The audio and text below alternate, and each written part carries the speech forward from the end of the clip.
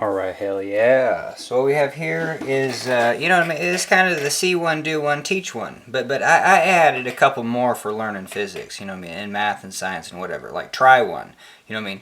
At least dip your toes in the water. You know you ain't going to do it, but at least try it. And then like toss it aside. You know what I mean. You can even come back to it a year later. So that's what the try one is. Okay, C1 is like, hey, I can't even try it. I just want to see it all the way through. Now, this is different than cheat one, and we'll talk about that in a second. Seeing one is kind of what we do. You know what I mean? You comb YouTube and you see how someone does a problem from start to finish.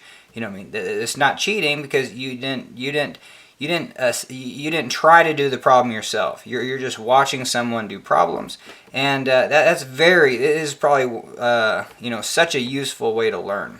Cool. But then at some point, you try to do a problem, and you just can't do it, and you don't know whether to give up, or you know what I mean, look for the answers or how it's done. So you know what I mean, and then you have to do this on your own discretion. Some problems, you know what I mean, hey, you want to just set them aside.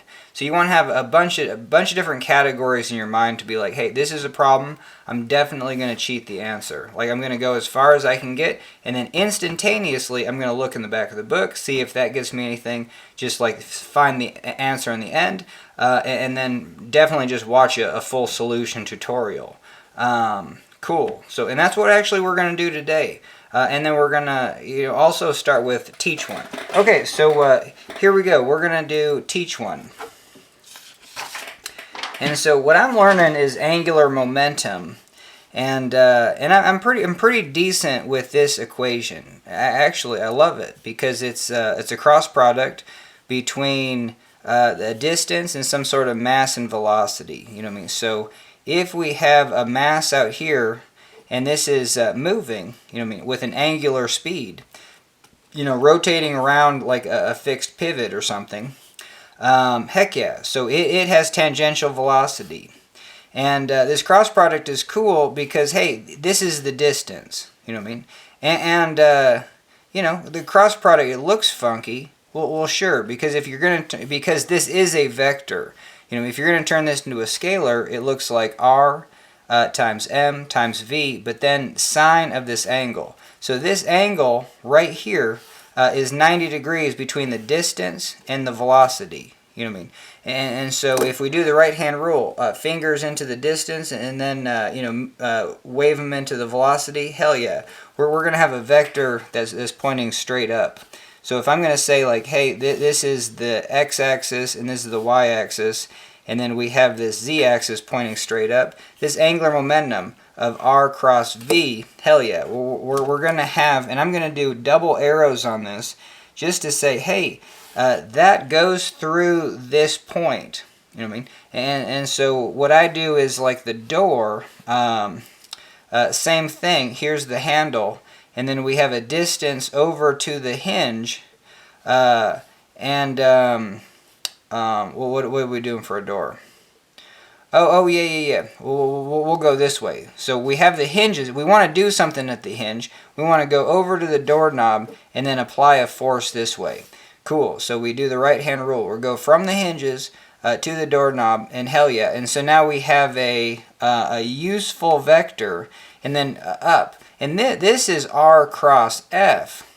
And that's the moment of a force. So we have a distance to a force, and this is called a moment of a force. It's a first moment because you just have one radius.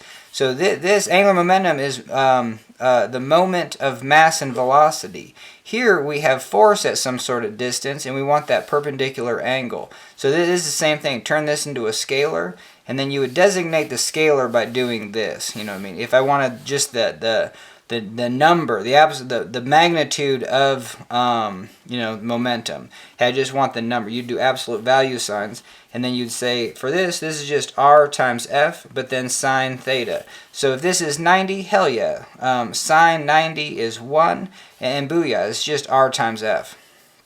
Cool. But if the force is out here, you know what I mean? Hey, there's 180 degrees, or you could say 0 degrees, but here it's 180, and you can't open the door. You're not putting any useful torque around that point. So, and then I guess we'll kind of end this one briefly. But anyway, so angular momentum, I like to think of it as how do I say it? It's oh hell no.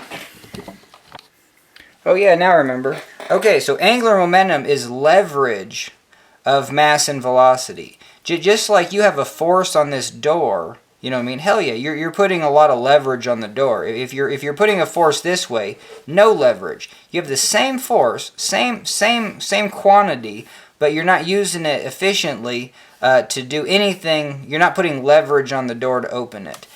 Same thing here. If I have one of those paddle things, you know, with a stick and then a string and then a ball, and then I'm just bouncing it back and forth. Well, there is no angular momentum because, hey, let's say right now this is the velocity. You know what I mean? And you wouldn't call it tangential. It's just the velocity. And then here's the distance to that mass. So here's the mass and here's the distance.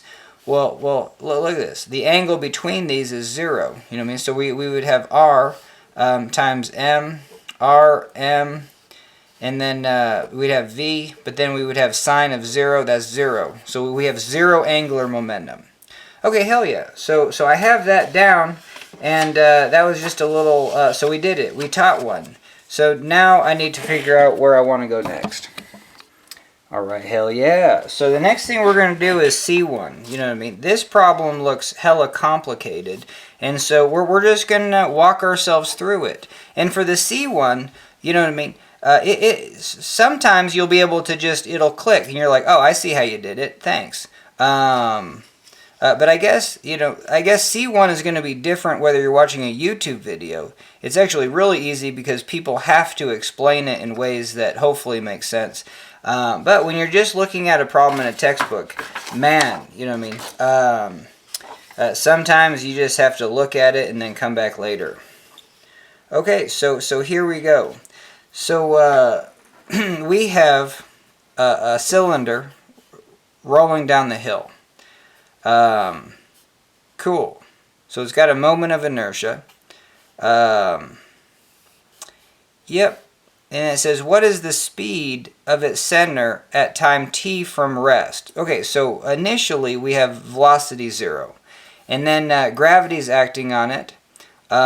They say you have a friction force. And for this, for whatever reason, they just say, hey, because it's rolling without slipping, hey, dude, and it just says, hey, don't turn this friction force as the normal force into a coefficient of friction. I thought that was interesting. It just says coefficient of friction.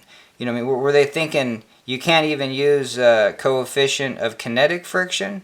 So that was an interesting thing. But anyway, so we're just going to walk ourselves through this and kind of see what they do. Like, I don't even know enough about, because we're trying to learn about impulse today. I do know that impulse is force times time. And it's synonymous because I already cheated, you know, for the cheat one. But you know, that's why we did it. So we have, and this is going to equal like mass times a velocity, I think. You know what I mean? It's going to be the change in momentum. So, you know, this is going to be, yeah, so L is angular momentum, so that's kind of interesting. Okay, let's just see what they did, actually. Okay, so we have two equations. We have angular impulse, and then just impulse. And maybe I'm just not familiar with actually their letterage. You know what I mean? Maybe this is angular momentum, and this is just their letters for momentum. I don't know. Okay, so and then so one thing that I do get is like, cool. So if I have an object, you know, we can just take this circle in outer space. And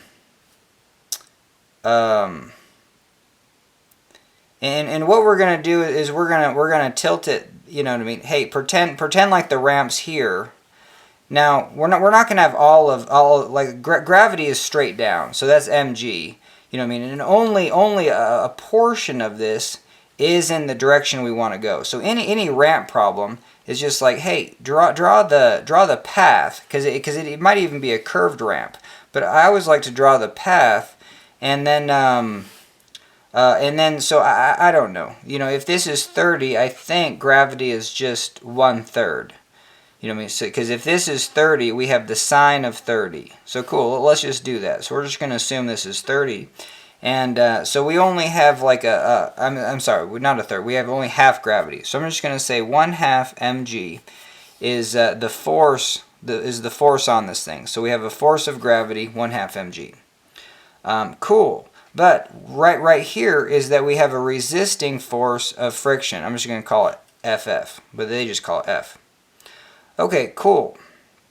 And so this force goes through the center of mass, and but this one is at an angle. You know what I mean? So get this. Let's take this problem, and you just get rid of this force. So I'm just going to do a fictitious one, and now it's just rolling down. It's sliding down the hill. It's a point mass that's sliding down the hill, no friction, you know what I mean? And so still gravity, force of gravity is still going to be 1/2 mg. There's no other forces on it. So we do have a mass, and this force is more or less going through the center of mass, or is, you know what I mean, more than less, right? And then so we can use our F equals ma. So F equals ma says, hey, we've identified a force. Hey, we're going to get some acceleration. We know that this thing's going to be, if it's velocity 0 right now, in 1 second it's going to have some velocity. Cool. So we can rearrange this equation and say acceleration is that force that we found divided by m, and that's going to be 1/2 mg divided by m. M's cancel, and we get acceleration is 1/2 g. So this is going to be every second. This thing is going to change its velocity. So let's just do 1 second. It's always a good one to do. Bring time into it. So after 1 second, we're going to have, and this is, gravity's like 10, so half of that's 5. So in 1 second, we're going to have a change in velocity of 5 meters per second. Cool. We're going to be going 5 meters per second. Okay, hell yeah. But yeah, so that's that problem. But here, we have a force to the side. Let's say this frictional force was just right here, and the frictional force equals the force of gravity. Well, then it's not going to be moving. Okay, but we don't know the magnitude of this, and that's part of the problem that they kind of solve. But I guess I'm just getting to the point where I know, and then we'll walk ourselves through it. Okay, cool. So this force is going to drive that center. Like this force will be the same as this, right? It's gonna have the center of mass is going to speed up. We're going to get an acceleration. This force goes right through the center of mass. But this one's out to the side. It can't stop this force, even if it was the same. But it's causing it to spin. You know what I mean? So this force will cause it to spin, and so I guess they call that a torque. And from and I got to get better at this. But you have torque. If you do have a net torque, torque is equal to I alpha, and then we know this is a property of the mass distribution of a disk. You know what I mean? Because I is just the second moment of mass. So we say we have a mass, and then we have the second moment part is, that mass is a distance away. So if we have a hoop, hell yeah, there's our mass. This is our radius. We have some sort of mass. It's a distance away, and we got to square that distance. That's why the second moment. So and then we have to, and then we got to go find another piece of mass, and then keep doing that and add them all up. So for this, let's say this was 1/10, and then we'd do 1/10, 1/10, you know what I mean? But the distance is all the same. So you would have something like this, 1/10 plus 1/10 for our masses. blah blah blah, and then we would have radius squared. So obviously that's just gonna, and this is 1/10 m. So obviously we would just have mr squared. Now for a disk, the mass distribution is not the same because hey, that chunk of mass, there's hardly any radius, and then we're gonna square that. You know what I mean? So I just think you just need to memorize this. I've not done a formal proof, but it's just 1/2 mr squared. So sweet. So now that we know, you know what I mean, hey, if we identify the torque, we can at least find that. And that's why I don't like this tau, because like, you know what I mean, if it's a statics problem, we just say we have a moment about, we have a net moment. So if we sum the moments about the origin, hey, this force of gravity goes right through the center of mass, so that doesn't provide any moment. But you know, I mean, the moments aren't zero. They are something. So we do sum of the moments about, well, hell yeah, we got that force of friction, and it's a distance r. So there you go. There's the moment. And just in spinny world, you know what I mean, hey, they call that tau or torque. You know what I mean? So we have a net torque. And so cool. So this equation just becomes force of friction times r is equal to I alpha. And this is the only thing that's actually going to be driving a spin. You know what I mean? Like right now, our omega is 0.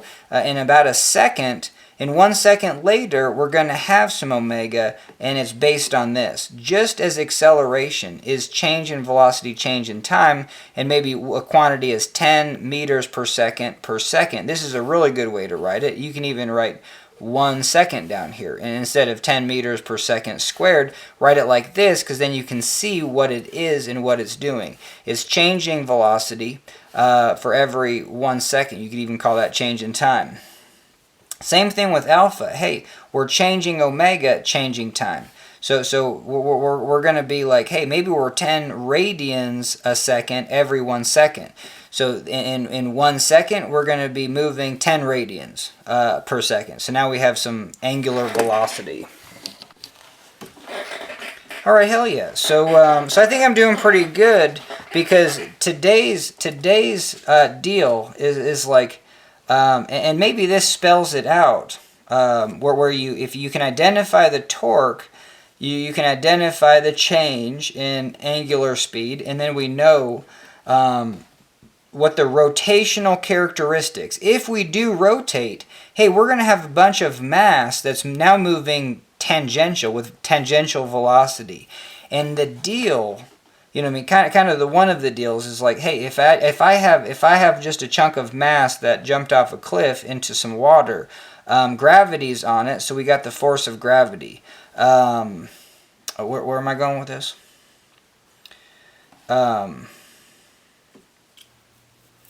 Oh yeah. So yeah, the force of gravity. But then you get like weird things where it's like, hey, if I have like a massless rod, and then I got a chunk of mass, and then I got a pivot right here, and I drop this, you know what I mean?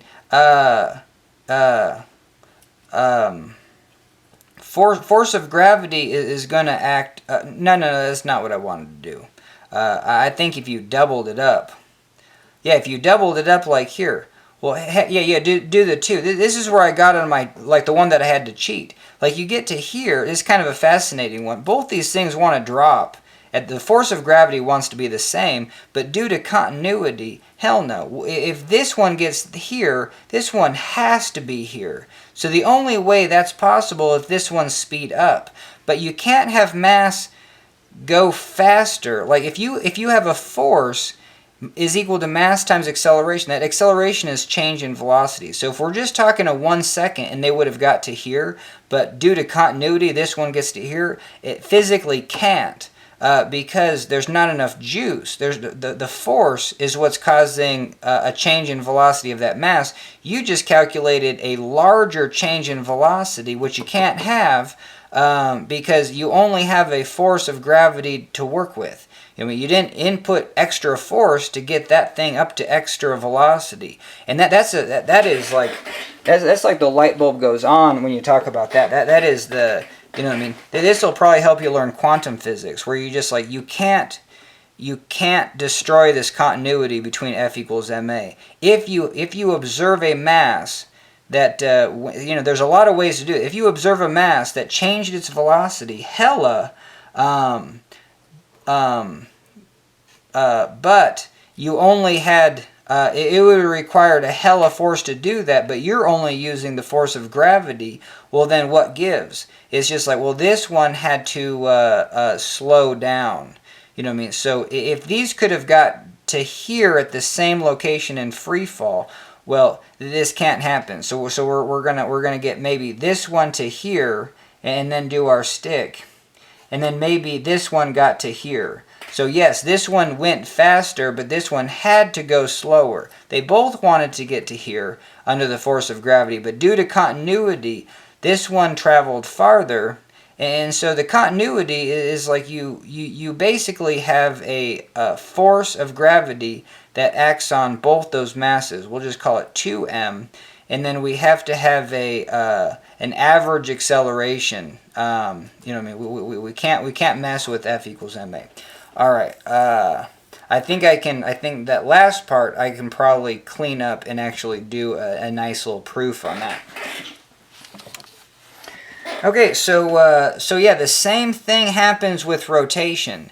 Like if we, I don't even know how to relate those.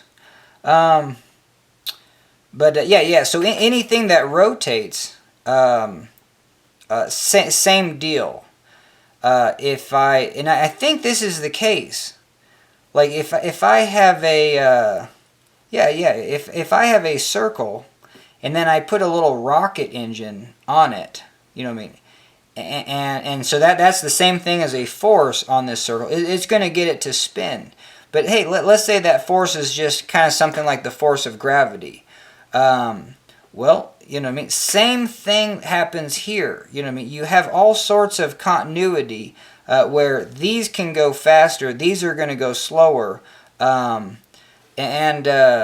Let's say this just was 1 kilogram, and you were putting mg on it, like you were putting 1 kilogram times 10 meters per second squared, so that's 10 newtons. And if you had a 1 kilogram thing drop off a cliff, in 1 second it's going to go 5 meters, and that's going to have a velocity of it's going to have a velocity of 10 meters per second, because that's its change in velocity. If F equals ma says it's going to have a change in velocity due to gravity of 10 meters per second. Cool. Well, when we put this force of gravity, let's say for 1 second, how do you quantify that this thing is going to go 10 meters per second? Well, it's not. But I think now mentally, I can actually say this. Mentally, the outside molecules of this have to go faster than 10 meters per second, because they have to go larger than that. So I'm going to plus. And the reason is because the inner molecules aren't moving at all. I mean, like the molecule just right around the origin, it isn't moving a bit. But you just applied a force that says, hey, if we applied that force on this 1 kilogram as we dropped it off a cliff, in 1 second, that whole mass is going 10 meters per second. So even if we're out here, you know, applying a force at a wonk angle, you know what I mean, and this thing spins about a pivot or something like that, and if we apply this force for 1 second, if you said, hey, this mass, let's say it's 1/100th of a mass, is going 0 meters per second, and then you just kept going, you know what I mean, and then you added them all up, and then you know what I mean, and then one was, well, let's say you had 1/3. So 1/3 of this thing is going 0. 1/3 of it is going 10 meters per second.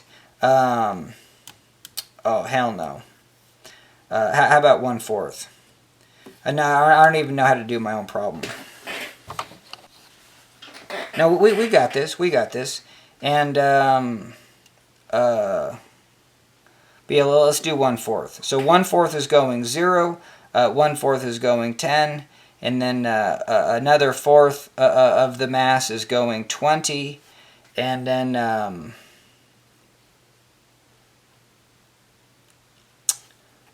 Shouldn't we add up to 40? Yeah, that's why it's like such a weird one to do. So it's 10 plus 20. Let's say half the mass is going 20 meters per second, and then a quarter of the mass is going 0. Yeah. Circles. I love this. I'm not going to do it for this video, but you can break up a circle in like any rolling circle is 2m and then 1m and then 1m. So there you go. So you have or just like half the mass, a quarter of the mass, and then a quarter of the mass. So if we say but anyway, if we say half the mass is going 20 meters per second, a quarter of the mass is going, no, that's not going to work either.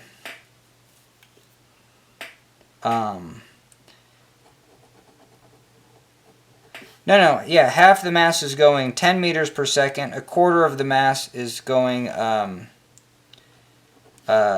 20 meters per second, and then a quarter of mass is going 0. Holy hell. So let's do that. So you got 0.25, and then you would have 0 plus 10. I'm sorry. Yeah.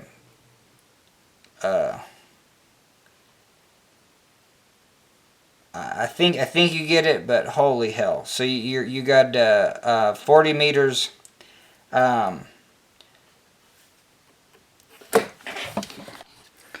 All right, no, this jives, because let's say gravity wasn't you know what I mean, because gravity is mg, and then the mass is m, and then your acceleration is or F equals ma, so you have mg over here is equal to ma.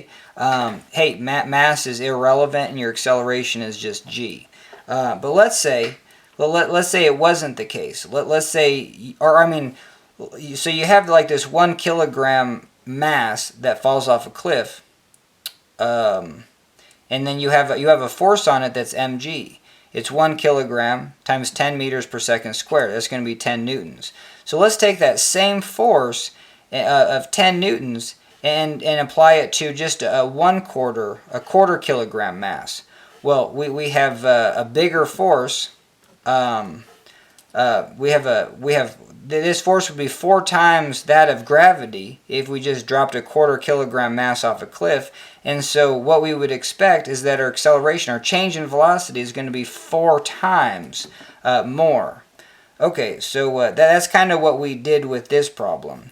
We said, hey, if this force is really only moving these outside particles, you know what I mean? Well, let's say it moves half of the particles, or a quarter of the particles, 20 meters per second. You know what I mean? Just like this, this force of 10 newtons on a quarter kilogram, hey, we'd be going 40 meters per second after 1 second. Cool. So that's the same thing that applies here. Is that, hey, we have a force that is very similar to free fall, but instead of acting over the whole mass, well, we're just acting over like a quarter of the mass to get up to 20, and then like half the mass to get 10, and then some parts of the mass aren't moving at all. So that averages out to be 10 meters per second for that 1 kilogram. And I think we just got to move on. But hell yeah. But that is a fundamental that I always go back to. Is just like, and I think that's really important. Is like, hey, even if your force is at just like a rotational angle where you're just like, well, like it's going to move this mass. Well, yeah, it can only do the same thing as something falling off a cliff. Like the force of gravity makes this mass change its velocity. This force is going to make this mass change its velocity, but due to continuity, it's more like this. You know, if I have this pivot with these 2 masses on a massless rod and drop it, well, we're going to get some interesting continuity, where both these aren't just going to be in free fall. This one's going to be going slower. We put another mass right here. Well, hell yeah, this mass really didn't move at all. It did rotate though, and that's what we're talking about. So even rotation, you could break this. If this mass just rotated, you could, you know, take the very ends of it, and then, oh, hey, that little chunk of mass does have some tangential velocity, and so that will add up into that total force. F equals ma, total force causing a mass to change velocity. Alright, hell yeah. So I think that's plenty for this problem. So yeah, that torque is going to be Fr and then I alpha. And then so I think that's good enough. So let's see. Let's walk our way through it. I mean, I was actually just trying to do as much as I could, but really the whole goal was just to see one. But I don't mind doing a little bit of extra because I'm really trying to understand this torque and how this, like how, let's say you just had this circle floating in outer space and I apply a force right here.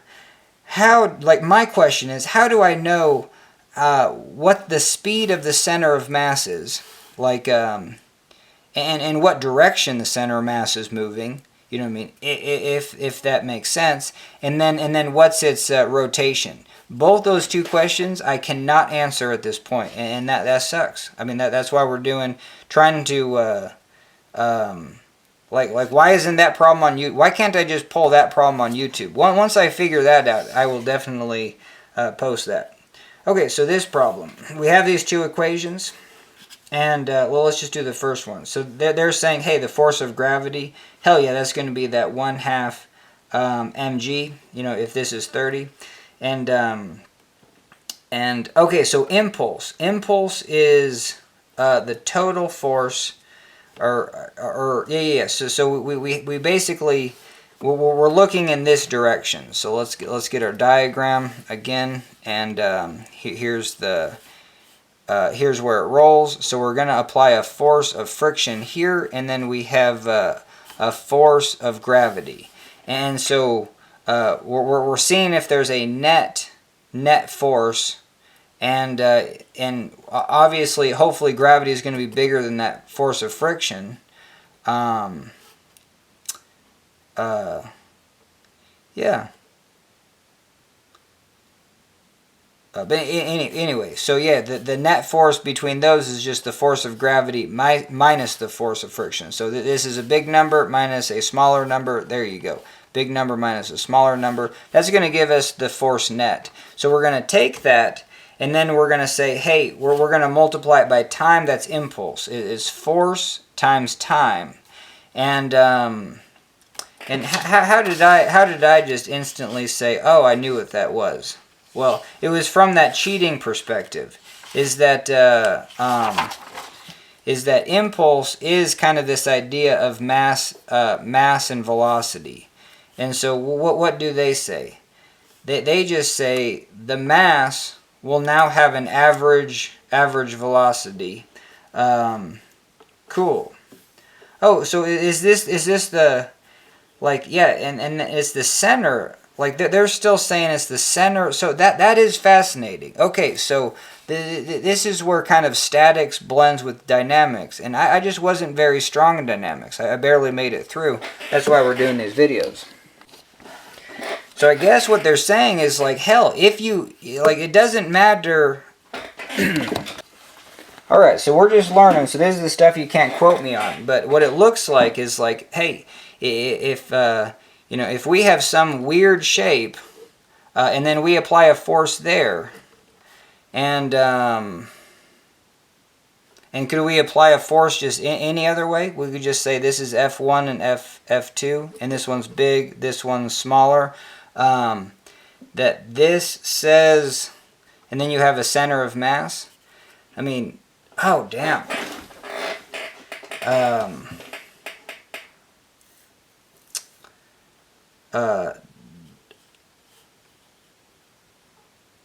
And this says the mass times the average. What is this average velocity? Well, what are they asking? What is the speed of its center? Yeah, this is the velocity. So V prime is the velocity of center of mass. This is wild to me. You know what I mean? I wouldn't know. This is the question that I was kind of asking. I don't understand 100% how, like, okay, let's say you do have a force net. You know, so we F1 minus F2. F1 is hella. F2 is kind of smaller, but still, your net force seems like it's kind of over there. You know what I mean? It would be the same thing as taking this weird shape and just putting F1 on. You know what I mean? And then for some sort of time, just a change in time of 1 second. So you're going to apply this force for 1 second. They're saying that, hey, we're going to get a velocity of the center of mass to be that F1 times time. And like that boggles my mind. You know what I mean? Cool.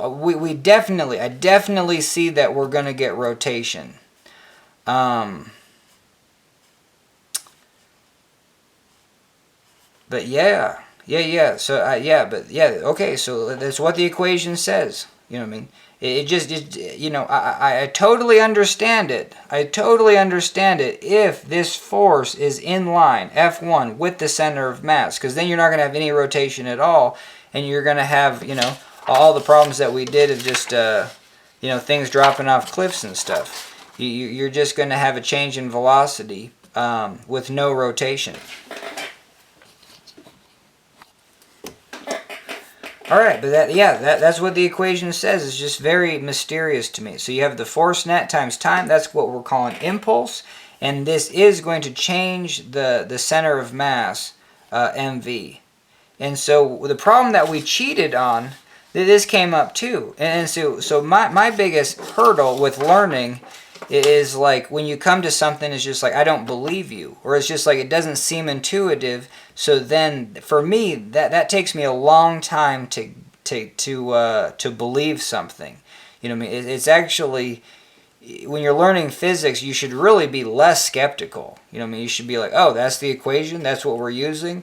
You know what I mean? That's why we're doing all these C1s and cheat ones. You know what I mean? And so cool. So that's going to be, I guess, yeah, hell yeah. So, and then this other one is due to the torque. You know what I mean? So then we said, hey, the moments about the origin. Moments about origin are going to be that force of friction times the radius. Cool. And then we said, hey, they call this T, and then we say that T is equal to I alpha. So now we have this torque, which is Fr. The torque is this force of friction times the distance, and that's going to equal I alpha. But you know what I mean? Hey, like you have this idea that if you because this is radians per second. If I take alpha and then just say, hey, I just want to know alpha times change in t, and change in t is once alpha times 1 second. Cool. That is going to give me the change in omega.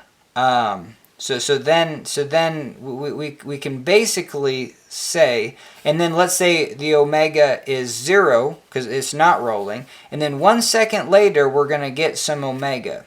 So we can say that if we do Fr times radius times a change in time of 1 second, then that's going to equal I omega. So that's what they do here. They basically say the torque times time is I omega. You know what I mean? Because I'm kind of used to, hey, torque is equal to I alpha, but I'm still not 100% just be like, oh, I totally visualize that and all that. I made one video, but I need to do more problems on that. Cool. So then you have then you have this, and you can see that you know what I mean. True to spirit, this is the change. This is the change in omega, because what we said was torque. Torque is I alpha. That's the same thing as I change in omega, change in t. So now if we both multiply the equations by change in t on both sides, we're going to have torque times the change in t of maybe of 1 second it's really easy to visualize 1 second. You're gonna be, oh, okay, and then we have I change in omega, change in t times that 1 second. Well, those cancel, and then that's the equation that we get. Same thing here. This was change in velocity, which is the definition of impulse. You know what I mean? I at least have the baseball player hitting, you know what I mean, the pitch coming in, and you know what I mean. Hey, this has some mass and has some velocity this way, but then you impulse, you put a force times time, and then that's going to equal the change in velocity of that mass. You know what I mean? So that's an interesting equation, and even written like that, it's not intuitive. There's nothing that says, oh yeah, I totally understand exactly what's going on and why. You know, it's a derived equation. You know what I mean? So it's even something like that doesn't come from 100%. You know, it doesn't look like fundamentals right off the bat. All right, hell yeah. So we're back. Got some more juice in the camera. And so sweet. So yeah, so we get these terms. And then like so what do we have here? You know what I mean? Because they say, hey, we got a couple equations and we have some unknowns, and I guess that they're gonna say the omega. Oh, because it's rolling without slipping. This is fascinating. Yeah, your velocity tangential, and I don't even want, you know, it seems intuitive, you know, because if I'm spinning one, so, and then this is in radians per second. No one knows what the hell a radian is. It's about 60 degrees. So if I'm going 1 radian a second, you know what I mean? Hey, like this is about 60 degrees. So in 1 second, I'm rolling. This point's now touching the ground. Cool. And there's about 6 of those 60 degrees. There's 6 radians in a circle. So it takes 6 seconds to do a full circle. And then you lay out the track of the full circumference. And then okay, hell yeah. So in 6 seconds, you're going the circumference. So let's just say the circumference was 10 meters. Or 6 meters. Let's say the circumference was 6 meters. You're going 6 meters in 6 seconds. You're going 6 meters per second. And holy hell, I don't want to explain it in radians, but well, I guess we have to. It's just kind of an interesting thing that if this is just spinning, and then you have you obviously have a tangential velocity of a wheel just spinning. If this is your omega of 10 radians per second, and then you have 1 meter. I always like to do maybe that. Then you're going to have a tangential velocity of 10 meters per second, and a rolling thing will if you actually put this on the ground without slipping, well, still you're going to be rolling out you know, that many. And then they do it with angles. Like, hell yeah, you're going to be rolling out that many angles per second. And so, oh yeah, see, exactly. I really don't want to prove that, but I mean, basically, yeah, it's just fascinating that your center of mass, your velocity, I guess they're saying that your velocity of the center of mass is, you know what I mean, take this spinning wheel and just pin it to a wall and then make it go the same omega. Well, it's going to be omega times r. So we have omega r. That's the term they get here. And then they just reverse it. So if I said velocity, the center of mass, was omega r, they're saying omega is that velocity of the center of mass divided by r. Cool. So right here, where we get this I omega, we're going to get I velocity of the center of mass divided by radius. Because they do way too many steps at once, right? And that's equal to FRT. Whoops, sorry about the phone. But maybe we should at least take our time and then solve this one, because I think we had our 2 continuity equations. This is the one that like does not make 100% sense to me. that you can apply a force at a wonk angle to a center of mass, and it still means that center of mass is going to oh man. But there's a continuity between these. So I think I'm missing something. You know, obviously both of these apply. Where how does one influence the other? That's the thing that I don't get. But it does. It says the velocity of the center of mass. Because we don't know this force of friction. You know what I mean? So in a wheel that rolls without slipping, you know what I mean? Hey, this force net might be real small. So after we do F1 minus F2, you know, or Fg might, I wrote it wrong, but Fg minus F of friction, you know what I mean? Hey, F of G, force of gravity is big, force of friction might be real small, but actually force of friction might be pretty close to the force of gravity, where, hey, the force net is actually pretty tiny, and for a scenario like this, where you're just like, wait, this force looks way out there. It doesn't look like this thing. It looks like this thing's going to more rotate than travel this way. And then so after this, I'm going to analyze this problem, because then you can kind of move things around maybe. And if I put the force like way out here, well then it's hella going to be more rotating and less translating. Compared to putting the force right here, I'm going to get pure translation. And F equals ma still applies. Again, like I said, if we're only applying a certain amount of force, every molecule of this mass, you know what I mean, can only go an average acceleration. So some might change in velocity hella, and some might change in velocity 0, but they can only change in velocity average based on that force. This force and the mass. You know, the total mass and then the total force that's applied. And so these impulse problems, they just take it kind of one step further and just spell out that, hey, if we just take that force times time, then we do get this quantity of mass times change in velocity. And I guess it's due to F equals ma, because if we say F, so we already did it with torque. We already did moment times time was equal to, but anyway, so if we do here, we're going to say, hey, this is mass times change in velocity, change in time. So let's do force times change in time is equal to mass, change in velocity, change in time, change in time. Change in times cancel, and we get force change in time is equal to mass, change in velocity. So now this is getting to be a little bit more intuitive for me. But yeah, I don't spend my time doing a lot of these problems, but yeah, this is one thing that I kind of wanted to learn, and hell yeah, we're tackling it.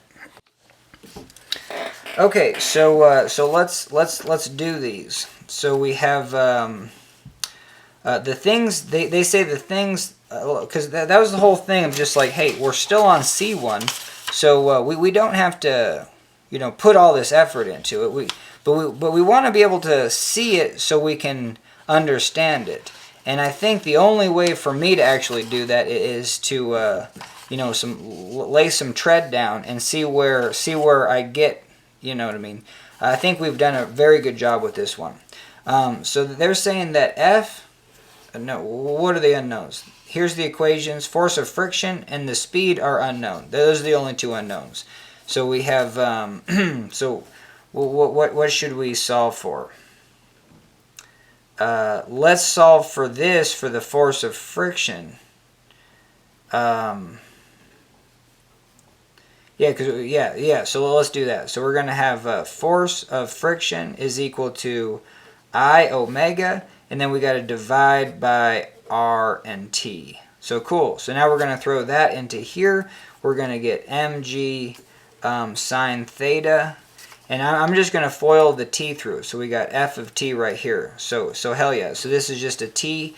And then we have minus this f, which is F times T, so I'm going to get rid of that. So we have I omega divided by R, and that's going to equal the mass times the change in velocity. Cool, so now we just want to solve for the change in velocity.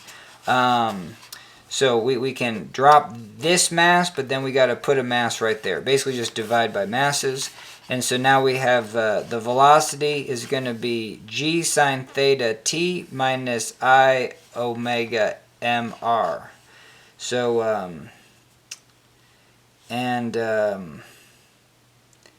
oh, and I guess, well, let's see what they did. They kept this as mg sine theta. So yeah, I guess we can do that. So what we're going to do is we're just gonna not do what we did, but we have this velocity average. Like, yeah, it's always tricky, like how they clean it up.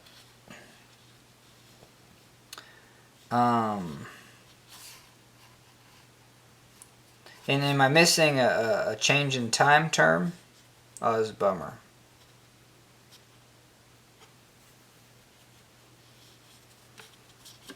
Oof. Yeah, my brain's not working. But anyway, yeah, maybe we should try this one more time. So we got F is equal to I omega, and then divided by RT. Yeah, how is everything? Anyway, I think we're good here, right? So now we would.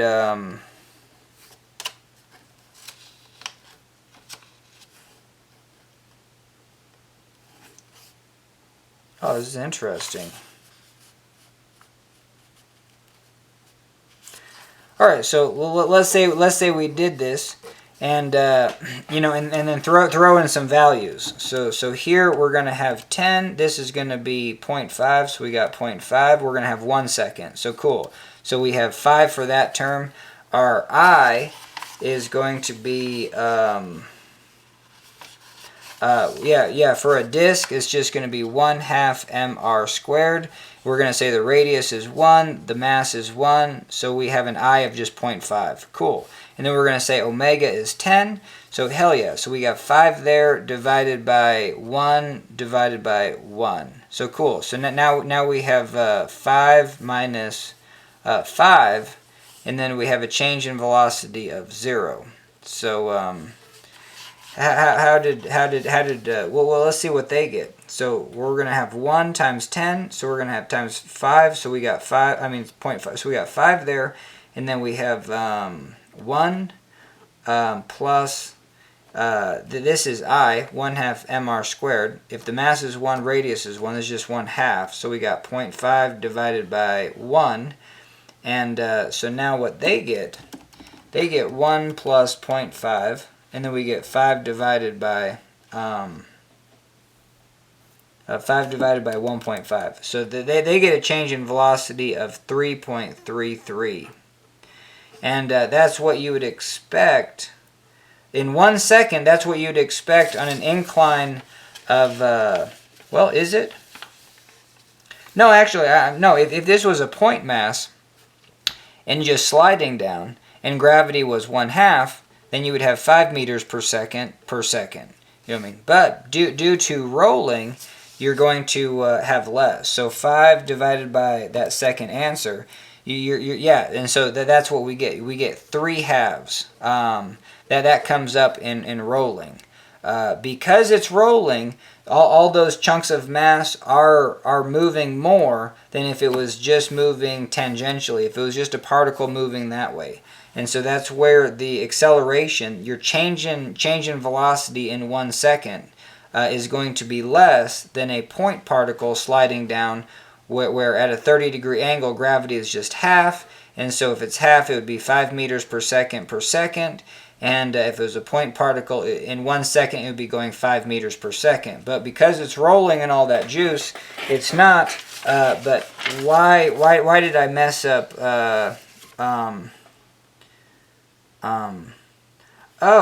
Whoa. Yeah, no, duh. Because the omega part. I was just assuming, like, I don't know what the hell. Why did I even do omega and then threw it in as 10? I just do that a lot, but no. So this omega, we got to substitute V divided by R. So cool. So we're going to have force of friction times the radius times time is equal to I. And then omega is going to be that velocity of the center of mass divided by R. So cool. So even right here, we're going to get an R squared term. And so we're solving for this force of friction. So we have, so it's going to be I, velocity of the center of mass, divided by time, times R squared.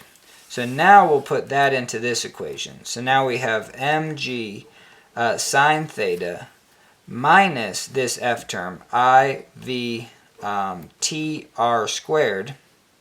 Now we're going to multiply it all by T and say that's equal to mass times the change in velocity. So right here we got to FOIL this T through. Cool. And if we do, those T's cancel. And so I guess let's clean that up. Can't do too many steps at once. So we have IV divided by R squared. And then over here, this is going to equal MV.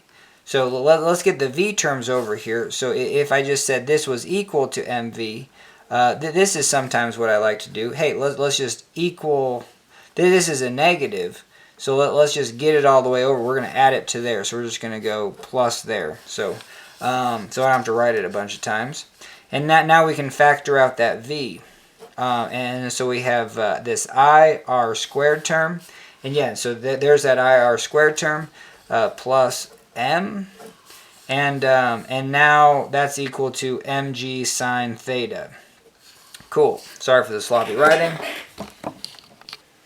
But hell yeah, so yeah, we're learning about this, and man, I mean, I might end the video after this one. Probably not. Like we're gonna try to bust it out, but yeah, we're just on the C one, and then man, I think I'm answering my question about rotation. You know, I mean, we were interested in, so these two equations. You know, I like to think of it as statics. Like if you have statics, and you have a hinge and then a bridge over here.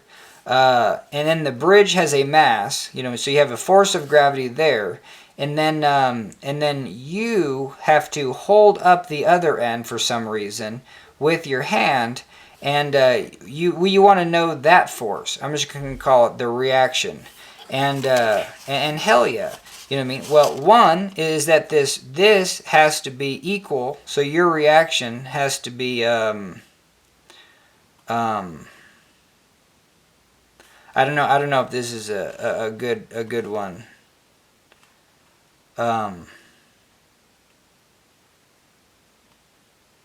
Oh yeah, this is blowing my mind right now. Oh no, yeah, like yeah, I was just like yeah, duh. It's just I was just gonna say the this was equal to that. Hell no, because this is point A, and then you have an AY, and then you have an AX. Yeah, so this is interesting. This is where I can combine statics and make the leap from statics to dynamics, which I'm just surprised no one does that often. You know what I mean? Because right here, I'm going to be doing half. Whatever the weight is, I have to carry half. Cool. And then, you know, same problem. Hey, let's go out twice the distance, and then here's, and let's say it's just a massless rod, and we're just going to put some sort of force on there, force P. So here I'm going to put that same force P, but now I can hang on to this way out here. Well, hell yeah, it's going to be like a quarter. You know what I mean? Maybe I only have to do a quarter of the load because leverage. You know what I mean? Because then, hey, like this AY is taking 3/4 of the load. And you can see this by just putting that force P right there, and you're like, well, I don't have to do a damn thing. If this is just, you know, weightless or massless, it is just floating there, you know what I mean? And so I don't have to put any. R is equal to 0. So, yeah, it's very synonymous. And the reason these things work is because you have two things at play. You have the sum of the forces in the y. You know what I mean? Hey, we got a P down, and then I have to do a reaction up.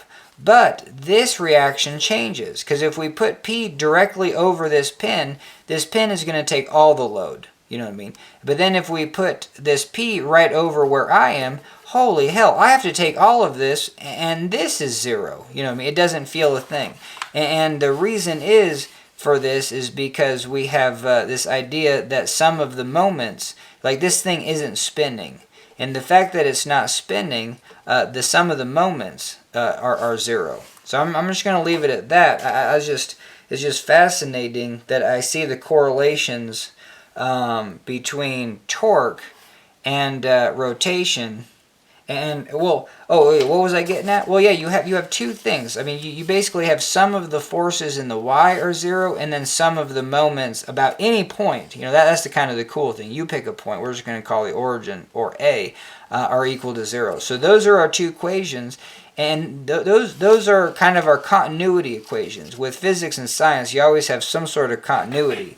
So that's the continuity there. Same thing, which we've talked about with this one. If you have something rolling under the force of friction, under the force of gravity, well, you know, same thing as dropping it off a cliff. It can only take that and get it up to a change in velocity of 5 meters per second. So what we're saying is that, sure, we're having because now, like, check this out. So we're saying the center of mass changes its velocity by 3.3. So why wasn't it 5? Well, because this thing's spinning, and the chunks out here on the perimeter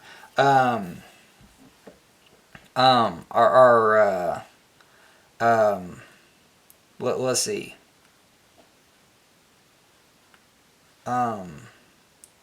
Yeah, I guess they're spinning faster. I just don't want to say things that aren't true, but I think that's true. All right, so yeah, did we clean this up, or did we just go on a tangent? So we got this V term. Let's get some more paper.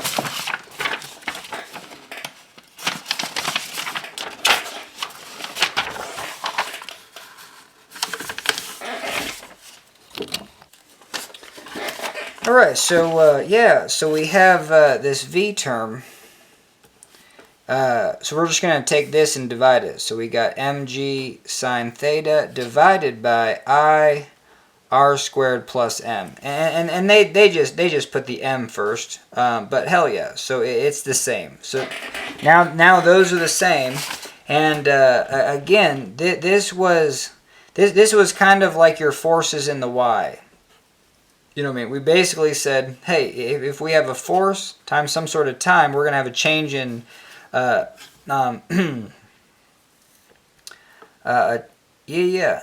And the crazy thing is, like, you don't even have to write it like that. I mean, you could just say the net force. So you could say the sum of the forces, you know, force net is equal to mass times acceleration, and then just say, hey, after 1 second, you know, what are you going to get?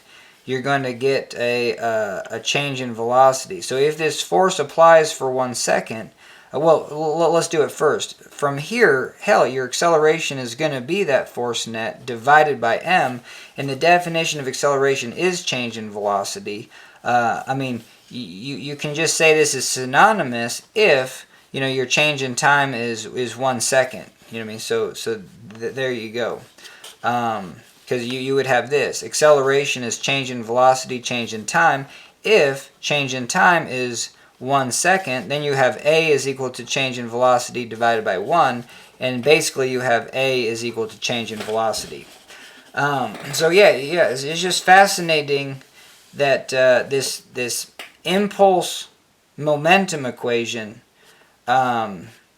it just seems way more complicated than it needs to be, and I don't understand why. You know what I mean? Where you're just like, oh, okay, I like to think things in F equals ma, and just do the first second. Go from 0 miles an hour, meters per second, and then to some sort of change in velocity. Well, this totally spells it out. That you know, I mean, if your time is 1 second, this 1 just drops out. If your time is 1 second, your time drops out. So theoretically, without the t, this is your velocity of the center of mass.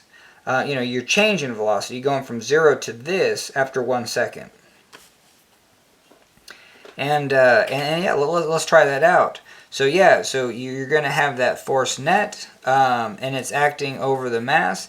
And yeah, that's the fascinating thing, is that change in velocity is the change in velocity of the center of mass for that equation. Even if, you know, here's your center of mass and here's your y direction. If that's your F1 and here's your y direction, yeah, it's just, that bizarres me out. But we're going to have a continuity between those. So we're going to say, hey, we do have, so we can solve for this v.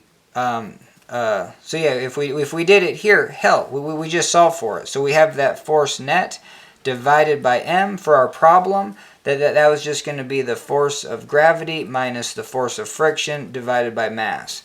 So there you go. That's what we would have had, and that's going to equal to v, and so I can definitely see that.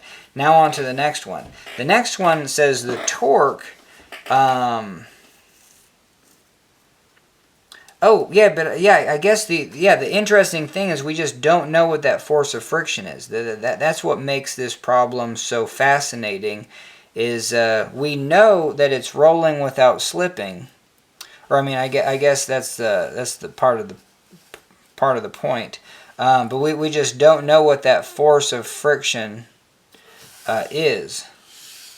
Yep. So and then that force of friction is what's causing this thing to topple over that way, even though it doesn't look like it's, you know, rolling. Yeah, I don't know. It's kind of an interesting one to visualize. But that force of friction is what's causing that torque, and that net. Yeah, and so how would we write if the moment isn't equal to 0, then the moment is equal to force times distance, right? And that's equal to MAD. Like, yeah, so let's say the moment is equal to force times distance, and we know that force is equal to MA, so we can say that moment is equal to MAD. Now, this might not help me, but and that is going to be the same thing for the torque. No, we got this. Probably not though. No, this is going to be too complicated because yeah, I'm just going to have to trust that this is. But yeah, we're getting closer. I just don't want to. I don't want to do things that I don't know. That was the whole thing. Was just get to a point where I can go through this. But yeah, this torque side was going to be that force of friction times. Oh, and then same thing. Yeah, let's try this one. This is interesting. You know what I mean? This is the only way you're going to learn. And so we have this moment. That's going to be the torque. That's going to be the force of friction times the radius, and that's going to equal m. Acceleration is change in velocity, change in time, times d. Well, and again, isn't the distance just that radius again? You know what I mean? So here, I mean, you basically.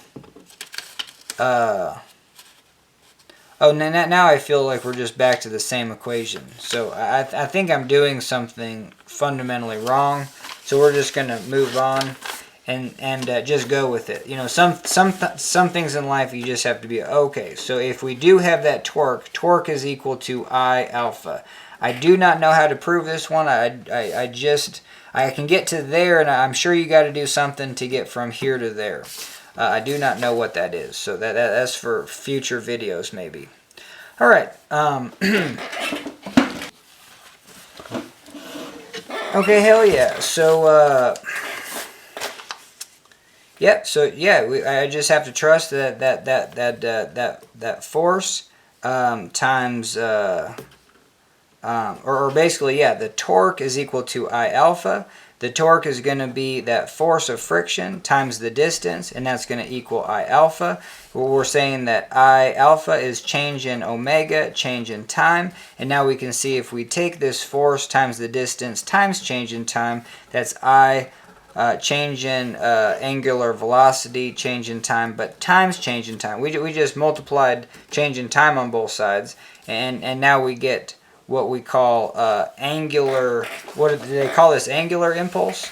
Angular impulse, and it is angular because that's the torque, that's the moment part. So this, just like statics, like, hey, this is the moment part, and this is just the forces in the direction that the thing's moving.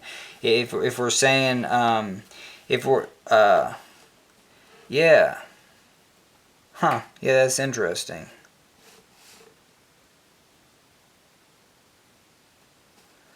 This is bound though. This is fascinating though, because this problem is bound to this path. So we for sure know the direction of the center of mass, and so we take the force net in that direction. But there might be some problems where you don't know, like that's where I said, hey, let's say you have this shape, and then we put a force on it right here, and here's the center of mass. Do I know it's going to be going in that direction and then spinning?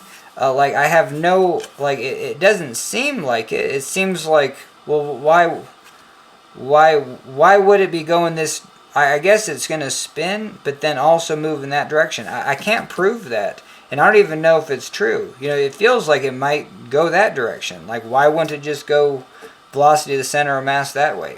I have no idea. So that's why we're doing these. I'm not trying to answer that.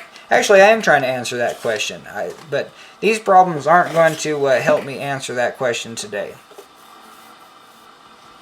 Okay, sweet. So that was it. And then we have the continuity between if we know the angular.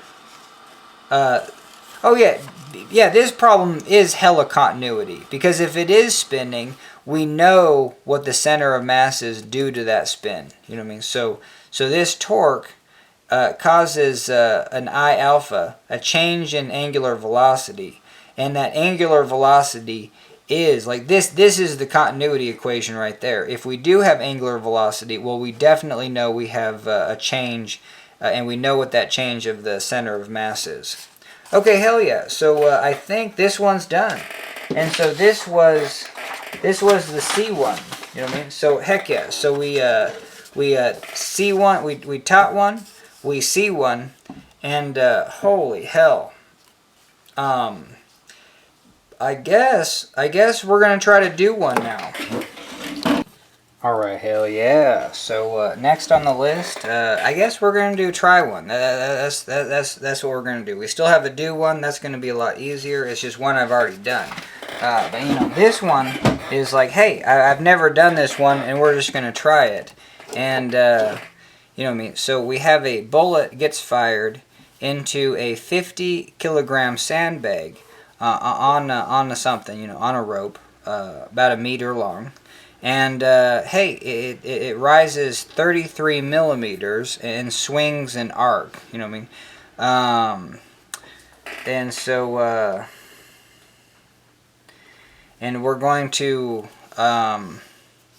It says what was the speed of the bullet as it enters the bag? You know what I mean? And so let's do the easiest way possible. I know from energy, hey, this has got a potential energy of mg, because we have gravity acting on us. So we have mgh, and so cool. So that's going to be the energy of this potential will be the mass of everything. 50 kilograms. What's 60 grams? So if we have 60 grams, we're going to go 1, 2, 3. That's going to be 0.06 kilograms. So the total of this, the mass total is going to be 50.06. That's in kilograms. Gravity is 10. and then the height, again, has to be in meters. 1, 2, 3, and we got 0.03, so 0.03. So right here we have an energy of 50.06 times 10 times 0.03. We're going to store that as alpha E for energy. Well, we're going to store it as alpha P for potential energy. Cool. All right, so and that's going to be 15.018. Now, the kinetic energy has to be equal to, so yeah, isn't this just an easy energy problem?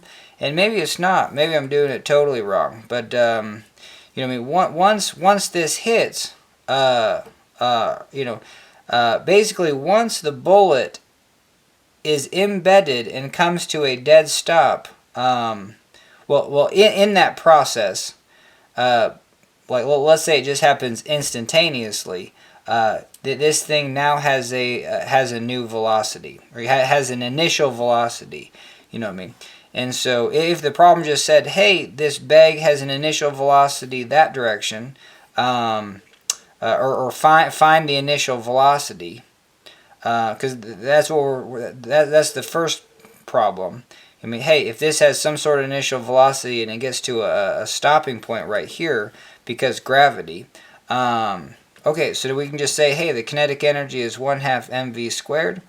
And so we can say that, hey, the energies are the same. The energies, so potential energy is equal to kinetic energy.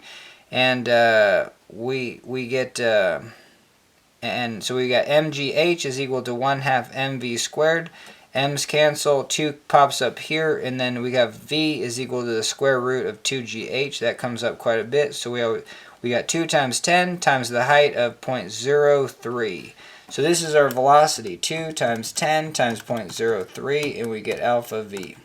Cool, so now we have a velocity of 0.6 meters per second.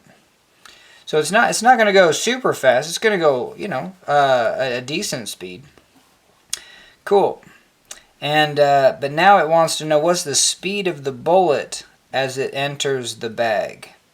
So that's where. So you have this going on. You know what I mean? Hey, it's still F equals ma. You're saying that, hey, this bullet goes from some sort of, and this is mass times change in velocity, change in time. And so we can say that yeah.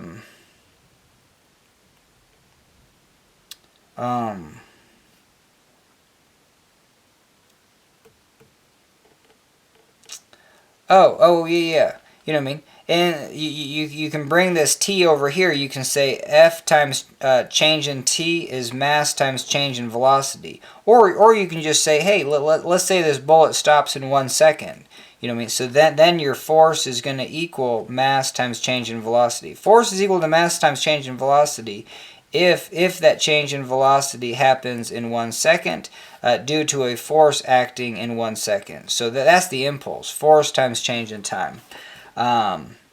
And so this is the actual equation. This is if you just kind of simplify it. And so we know that the mass of the bullet is going to change. Well, let's say the mass of the bullet stops in 1 second. Cool. The mass of the bullet is 0.06 kilograms, and it's going to change its velocity. It's going to go from some sort of velocity of the bullet to 0. You know what I mean? It's going to so that's going to be its change, and that's going to be, there's going to be some force to do that. And the force is the sandbag. It's going to slow it down. But now we can do the same thing with the sandbag. We can say, hey, F equals m change in velocity, and we can say, hey, what's the velocity of the sandbag? Now, is that right? Or do we say the sandbag plus the bullet? I don't even know. But we could say the velocity of the sandbag. So we have the mass of the bullet, and then we have the mass of the sandbag, and times the velocity of the sandbag, and that's going to be the force. Now these forces are the same. That's kind of the cool thing about yep, I think they're identical. So let's do this. So force is equal to mass of the sandbag. That's going to be 50 kilograms times the velocity of the sandbag. Well, the velocity of the sandbag we found is 0.6 meters per second. So now we can link these two up and say, but yeah, that's the only thing. Is this mass total or just the mass of the sandbag the way I have it written? I think it's just the mass of the sandbag. You know, because well, I don't know. Yeah, that'd be an interesting one.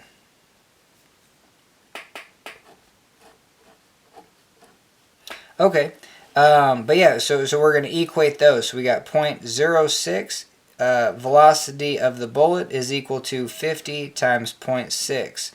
And so we say 50 times 0.6. Yeah, that was an exact answer. Divided by 0.06. And we get velocity of the bullet is 500 meters per second. Now, does that seem like too much? What's the speed of the bullet as it enters the bag?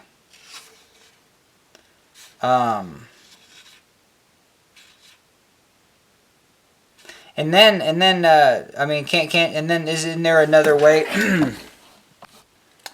Oh yeah, and then you have this, yeah, so even from this, it's just like, okay, now I got it, because you have momentums conserved. You have a 0.06 kilogram times velocity of the bullet. This is your momentum going into the system, plus the mass of the sandbag, which is 50, but times 0, because that's its speed. And then you're saying that is equal to, hey, that's going to equal, same thing, 0.06 times the velocity of the bullet final, plus 50 times velocity of the sandbag final. And then the continuity says, well, hey, your velocity of the bullet final is just equal to the velocity of the sandbag final, and we'll just call that final velocity.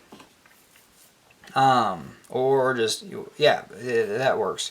And so we're going to say, hey, we got 0.06 velocity of the bullet is equal to 0.06 velocity final plus 50 velocity final. Because, yeah, this is a double check. I don't know if I actually did it right. And then you're going to factor out that velocity final. So we got 0.06 plus 50, and that's going to be 50.06. And so now, and we know the velocity of the final from the energy equation, which is 0.6. 0.6. So now we just know what the velocity of the bullet is.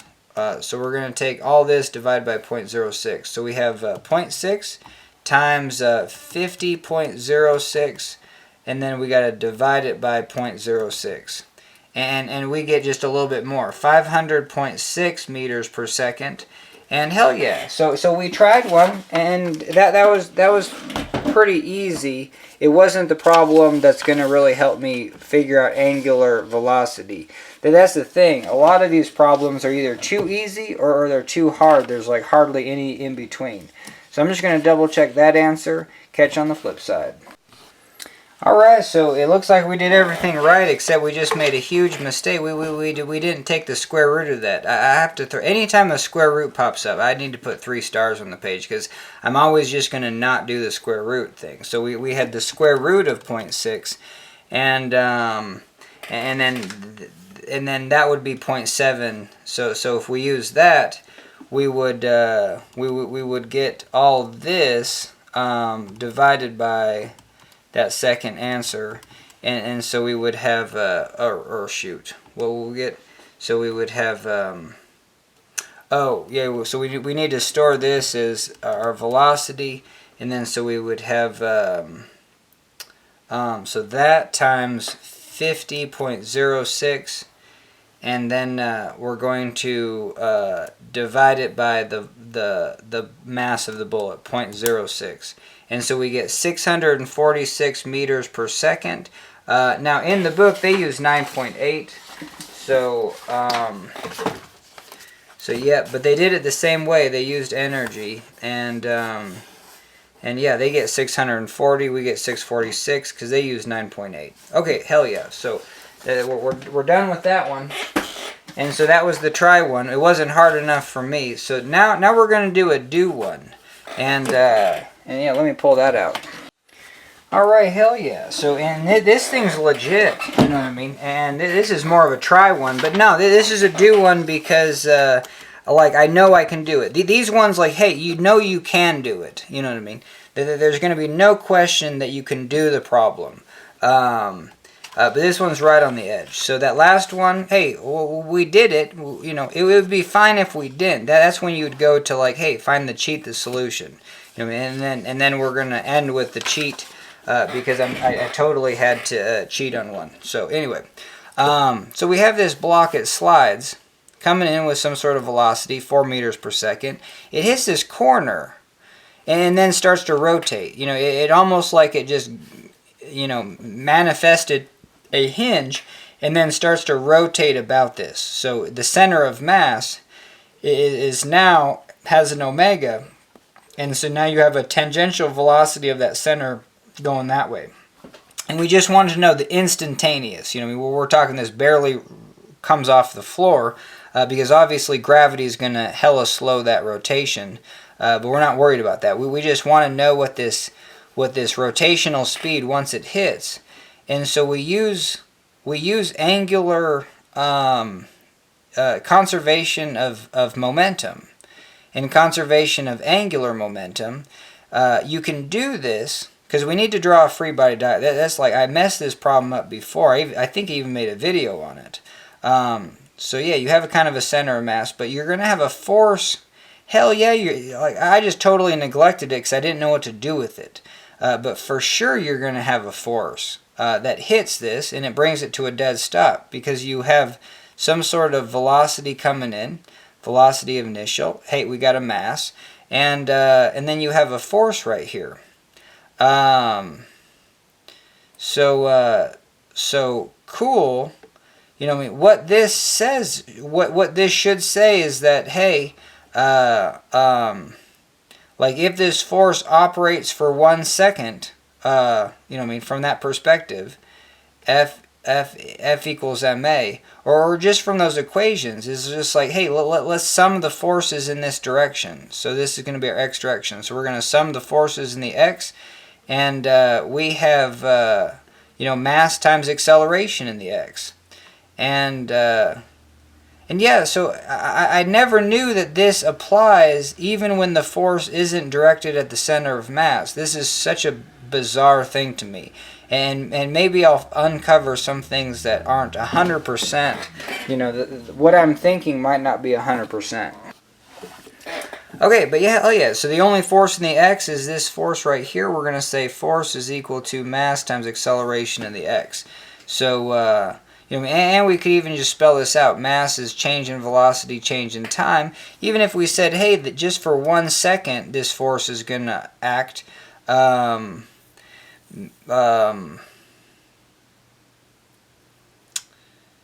yep, we would know the change in velocity.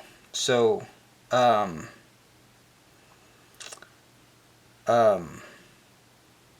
yeah, this is interesting. I don't even know if you'd actually go this route, but the way they solved the problem, yeah, because I'm still kind of struggling with these things. But anyway, so we have this 4 meters per second coming in. They say about this point there is conservation of angular momentum because how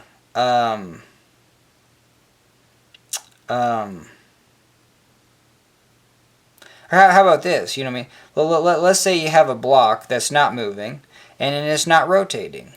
Cool. At time 0, it's not doing either of those things. And then you come in and put a force this way and a force this way. Well, guess what?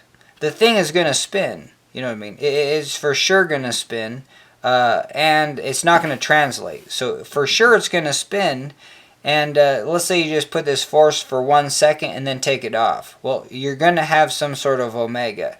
And we found that, hey, like, and this is your side D, we found that the torque on this is going to be the torque of the couple, and that's going to be FD, and we're going to say, hey, that's equal to I alpha.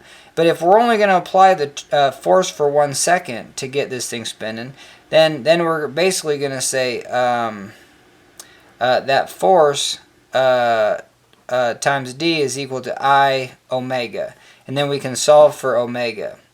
And then, yeah, omega is just force, that couple divided by I. All right, so yep. So that would be that scenario. And but this what did we just find is that, hey, we have oh, so before we put the forces on, hey, there is no motion. So there is no angular, from any point nothing's moving. So the initial angular momentum is 0.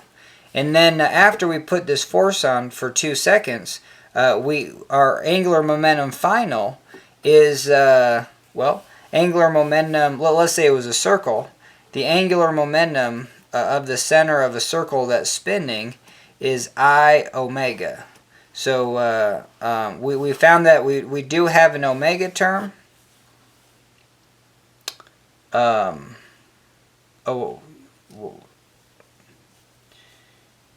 why does this look so weird?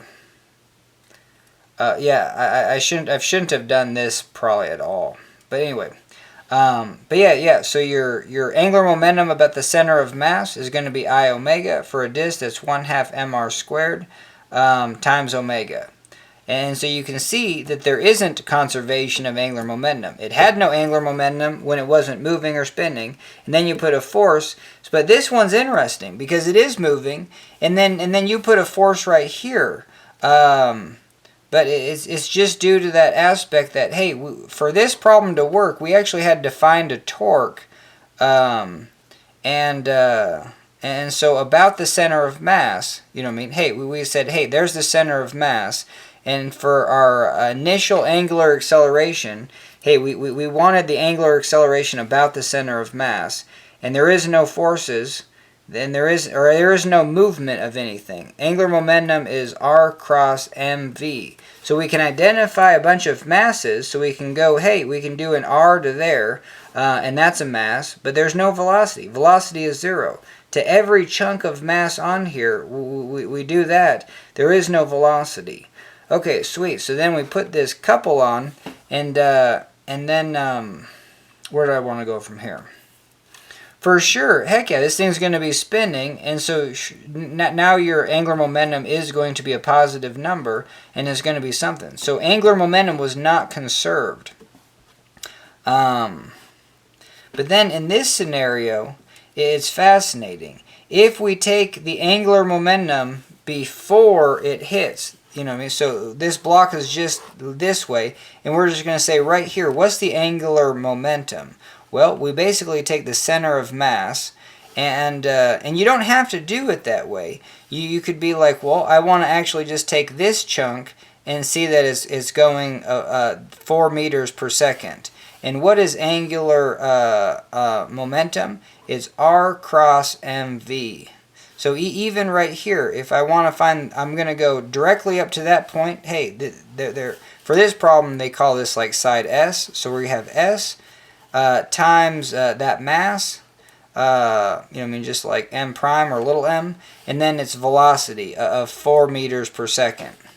Cool. So and then what we would do is then we would go to this one, but if we went all the way to this mass, we would see, because it's a vector, like, hey, this mass is just going that way, and when we do the cross product, we go this direction and then that way.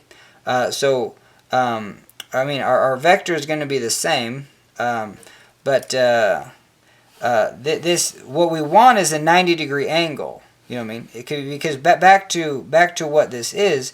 It's leverage. It's a leverage of mass and velocity. So angular momentum is leverage of mass and velocity. We have some sort of mass, it's got velocity, and if it's at a 90-degree angle, it's like opening a door. We have some leverage that way. Like, hey, if this mass is going this direction, and then I'm going, like, hey, there is no leverage of this mass. It's got linear momentum, but that's not the definition of angular momentum. Angular momentum says, hey, we want this to be going perpendicular, and if it is, then it has some leverage. So this chunk of mass doesn't add really anything to adds nothing to the angular momentum. This mass adds stuff, and then this mass, well, it's only a fraction. You know what I mean? It's about 70%. Of multiplying this distance times that distance, and if you did that, what you would get is just taking this mass to there. So all the masses up in that row are basically just this distance s to that mass, and then it's got 4 meters per second. And then so we do that for every row, and I guess I can't visualize the proof on this one, but you can just take the center of mass and take the whole mass as if it's in the center, going 4 meters per second. All right, hell yeah. And that is going to be the angular momentum. You know, it's not linear momentum. I'm still taking it from this point, and I'm saying, hey, it's going to be like the whole velocity tangential, but I still do the cross product r to that center, and again, like that's at an angle where it's going to be RMV sine theta. Sine theta is 0.707, but this distance, and that's going to be 1 square root of 0.707 is 1 divided by the square root of 2. Oh, yeah, it's 1 divided by the square root of 2. And so, but this distance is the square root of 2, and so those just cancel, and it's like that's why the angular momentum is just r.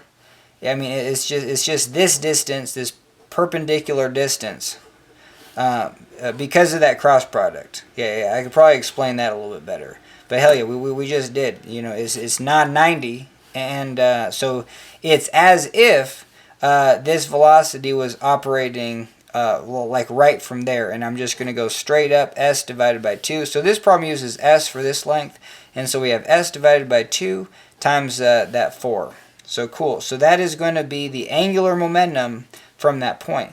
Once that impacts, hey, we have a force right there. But if we're taking the angular momentum about this point, again, all we have, this force doesn't cause any change in the angular momentum at that point, because angular momentum is oh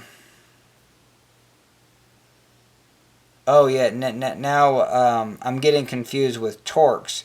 I guess part of the definition of conservation of angular momentum is that there's no net torque. So if we say, hey, this block's not moving and not spinning, this is 0, velocity is 0, and then all of a sudden, then we put this force on it. Well, hell yeah, now it is spinning. So the angular momentum changed from 0 to some number. And so we do have a change in angular momentum. And the reason why is because we put a torque on this. We put a net torque on it. And that's interesting, because if this thing is not moving... Oh, this is super fascinating. No, I can't visualize it. But... yeah, they say if you don't have any net torques, then your angular momentum doesn't change. But let's say, and I get it if you're at the center. Let's say I'm at the center of mass, angular momentum is 0, and then all of a sudden I take this and get it up to velocity that way. So the center of mass has a velocity, and then I'm going to take angular momentum about the center of mass. And so I go r cross mv.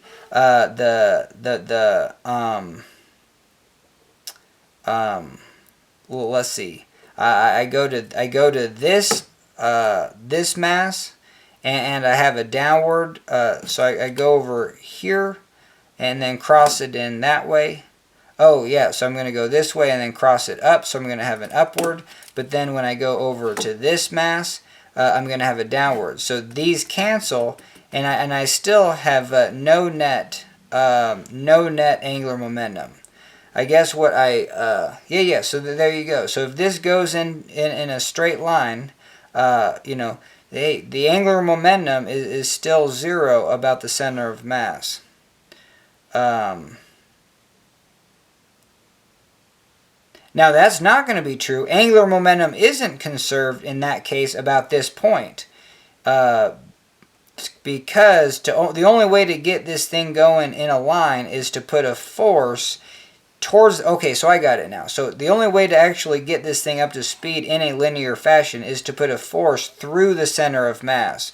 Or equal forces, balanced. And then that would be a net force through the center of mass. And in that case, if I'm a point right here, well, hell yeah, I got a distance over here, and then I have a cross product. So I will get some angular momentum about that point. And then the other bizarre thing about angular momentum is it's I don't think it's useful to actually say this point is on the object, because that's irrelative. It's irrelative if it's better just to do points that aren't even on the object, because else you're going to get confused with that point being part of the object. And it's not. It's just from that location you're identifying this. From that location you're trying to go to a distance, to a mass that is moving, and you're going to do the cross product. Now if the angle isn't 90, it's only going to be a proportion. Take this velocity to where the angle is 90. That is going to be your distance. That's going to be your velocity. And then you can calculate the angular momentum. And for shapes, hey, you'll probably have to get a generic, because it's not a point mass. You would have to go to every location of this. And in this case, hell yeah, you're going a distance over to these on this side, but this chunk of mass right here, again, is just going straight up. So, and I'm not well versed in the mass distribution of squares and your second moment of mass, or moment of inertia, which is mass radius squared, for in a generic term. But yeah, for squares, I don't know what that term is. Oh, but you know what? For this one, I think we're supposed to know it. So yeah, this was not the one of just like, hey, do one. This one's still like, I've seen this a bunch of times, and I actually don't even think I've actually tried it. You know what I mean? So I'm doing this as a do one, but I don't think it will actually fit into that category, because I think I can get to here, but not too much farther. So let's see if I have some more of these sheets of paper. Alright, hell yeah.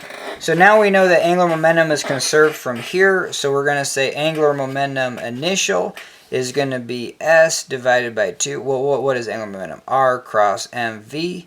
And the total mass of this thing is 9 kilograms. So we're going to have the R is S divided by 2 times the mass, and then times the velocity.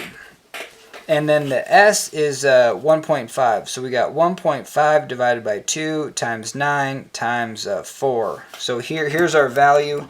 And we get 1.5 divided by 2 times 9 times 4. And we get 27. So 27, and that's going to be in meters, kilograms, meters per second, or kilograms, meters squared per second. That's the units of angular velocity. So about this point, hell yeah, where angular velocity is going to be conserved. And so then we're going to say that the angular momentum about this point after it starts to rotate is going to be angular momentum about O. Initial, we just solved for that. That's 27. And then angular momentum final, like after the impact, is going to be I omega. Kind of just this general term of, hey, this is just going to be purely rotating, because they say it strikes. Is it because they say it strikes inelastically? And I think the inelastic part means it sticks. Like it actually sticks right there, but no other location. So this acts as a hinge. So when that happens, we have that force driving through there. There's no net torque around this location. So then the angular momentum is conserved about that point, and we can say the initial is equal to the final. So the angular, this is the I about O. You know what I mean? So this isn't the I about the center of mass. That's where you use parallel axis theorem. I about the center of mass of a square, I don't know it, but plus md. And then the d is going to be this distance to O. I think it has to be this distance, you know what I mean? It's not the perpendicular. So that's going to be the square root of 2s divided by 2. Or what the hell would that be? So we would have s divided by 2, s divided by 2. And what's this? Well, we're going to take this squared. So we're going to have s squared divided by 4 plus s squared divided by 4. That gets us 2s squared divided by 4, or just 1/4 plus 1/4 is 1/2 s squared. So we're going to have s squared divided by 2. But then we got to take the square root of that. Holy hell. And then so square root of that. So we're going to have s divided by the square root of 2, which is 0.707. You know what I mean? Yeah. So that comes up a lot. So we have s divided by the square root of 2 is this d. So we got s divided by the square root of 2. This mass is just that 9. And so now I definitely just have to look. Yeah, I'll have to look this one up. But heck yeah, we got this at the ready. Well, if I can find it. Yeah, it's just right there. So now we need to know what. So they say it's 1/6 ms squared. So this is the so I center of mass of a square is 1/6 ms squared, or it's 1/6 mass times the length squared, or the side squared. So that's I center of mass. 1/6 ml squared. Cool. So heck yeah. And then we need our omega term. And then what does it say? What is the angular velocity? So it just wants to solve for omega. So we have 27 is equal to 1/6 times 9 times the side 1.5 squared plus 9 times s, or 1.5 divided by the square root of 2. Cool. And then this is times omega. So we take 27 divided by this. So cool. So this is 1 divided by 6 times 9 times 1.5 squared plus 9 times 1.5 divided by the square root of 2. Cool. And we're going to do 27 divided by that. And we get omega is 2.09 radians per second. And hell yeah. And I don't even know if, yeah, I think it's, well, they get 2 radians per second. They get an exact answer. I wonder, I don't know if they get an exact answer. Oh, they got,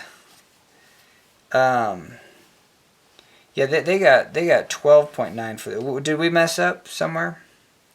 So this is going to be 1/4 plus 1/4 s squared. Oh, did they not take the square root of it?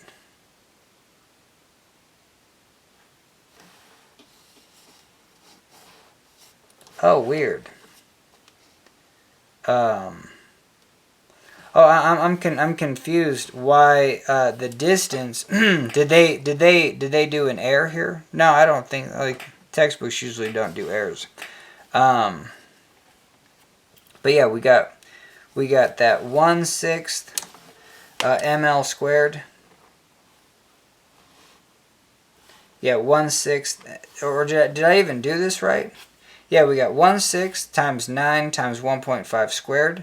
And then we got the mass, which is 9 again, times that distance. Oh, but the distance is squared. Holy hell. Yeah. No. This parallel axis theorem. Because what is moment of inertia? It's the second moment of mass.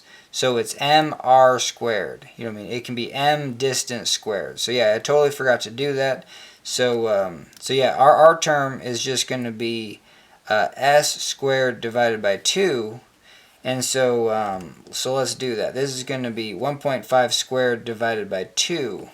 So we have 1.5 squared divided by 2 times 9 plus 1/6 times 9 times 1.5 squared. Cool, so this is 13.5. We get 27 divided by 13, 13.5. And we get 2. Holy Toledo. Yep. Good thing this was fairly close to 1. That is the only reason why I didn't mess that up too bad. Because we had 1.5 squared divided by the square root of 2. Yeah, it was fairly close to 1 where it didn't drive the equation. But anyway, so we have 2 radians per second. Whew. Yeah, so we're done with that one. And then I think we learned quite a bit. So that was pretty sweet. All right, so on to the last one. Now this is where we get a cheat one. You know what I mean? And I've only looked at it once, and so we'll see if we can actually do this. All right, hell yeah. So you know what I mean? Problem solving is a good skill, but you know, I think there is an element of like cheating solutions, you know what I mean? And even seeing problems that you've never done before just to research, hey, that's a form of cheating. You know what I mean? You're just not doing them. You're not setting the time to be like, oh, I'm gonna try to do that. You know what I mean? So you know what I mean? So you can always go back to, you can see one and then see the solution, and then that is you know, full cheating. And then you could try one and then say, no, I just want to look, you know, go online and look for the solutions of how it's done. Heck yeah, if you do one, you did one. Cool. And if you can't do one, you know what I mean, you can always stop. But I think the take-home point is, like, sometimes this isn't a good thing. You know what I mean? Because if you can't solve it that day, like, why would you be able to solve it a week from then? You know what I mean? What would be different? Maybe if you're thinking it over, for sure, but you're still in that problem solving. The second you just say, nah, I'm not going to even try to, you know, after a couple weeks goes by, you know what I mean? If you're going to do that, it's better just to look at the solutions to problems. Just because it's how the world works, you know what I mean? Because it'd be like, if you didn't know how the world worked and then everyone else did, and all you had to do was just like do a problem to see how the world worked, it's just like, well, or just look at a solution to a problem, just do that, you know what I mean? So there is yeah, I think there's a mode where you just look up every single problem, you know what I mean? But you run into the issue where even if you see one, you might not have any clue of what the hell's going on. And cheating from a perspective of like, if you're in college and stuff and you get a problem and you don't know how to do it, and then you just like copy it from your buddy, is like 9 times out of 10 you're not going to learn a damn thing, you know what I mean? It's like the worst way to see one, you know what I mean? But luckily we have like YouTube where people will kind of explain problems, and you can learn from that. But actually, from this perspective, if you just, because what I did here was like see one, just looking up solutions. That's what we did in the textbook. And man, we did pretty well, because sometimes that's a really difficult skill to do, is just even look up a textbook solution and see how they did a problem. Sometimes that's really hard. All right, without further ado. All right, so this is the JEE question 13 from 2004, and I tried my best to come up with a bunch of different scenarios of how to solve it with the limited knowledge that I had. But now, so we have a uniform rod. It has a string. It has a mass. It has a length of L. This string is length L. We're doing an impulse. So this P, it is a force times time. And that's going to be an impulse at a distance x from the center of mass of the rod. So if we do a free body diagram, even just with force, you know what I mean? Hey, we're going to have... and the thing about this problem is, like, hey, initially omega is 0. We don't have any omega, and the center of mass, we don't have any velocity of the center of mass that way either. Okay, but after we impulse this thing, this is the center of mass. We're going to impulse it with a force. An impulse, P. So you could say we're going to impulse. We're going to apply a force P.